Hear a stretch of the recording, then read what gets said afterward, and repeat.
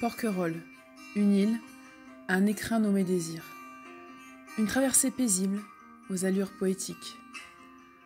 Un mode d'emploi établi, des actions normées, puis l'arrivée, le port, qui semble nous attraper dans sa maille serrée de mâts de bateaux affûtés.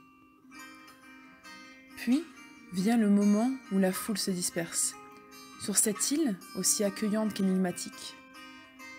Certains sur des vélos, d'autres dans des navettes et puis à pied.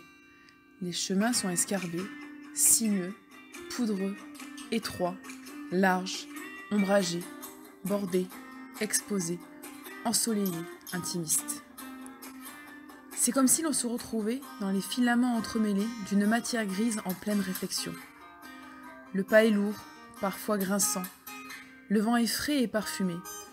L'eau semble chanter derrière l'épaisse dentelle de pin maritime et les cris d'oiseaux résonnent entre les branches d'eucalyptus et nos murmures de doux secrets.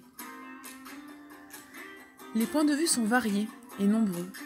C'est comme si cette bulle boisée nous laissait admirer à travers ses fenêtres les reflets d'argent dont parlait Charles Trenet.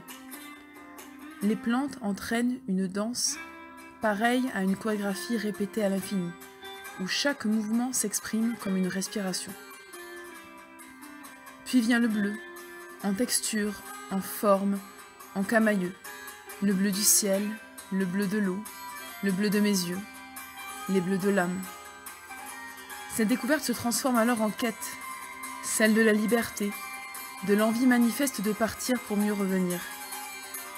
Et finalement, la frugalité s'installe, et les souvenirs s'envolent. Le moment est beau, il n'y a pas d'autre mot.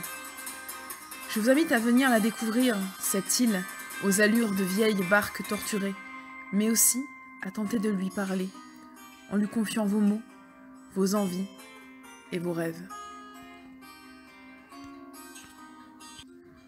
Porquerolles, une île, un écrin nommé désir. Une traversée paisible,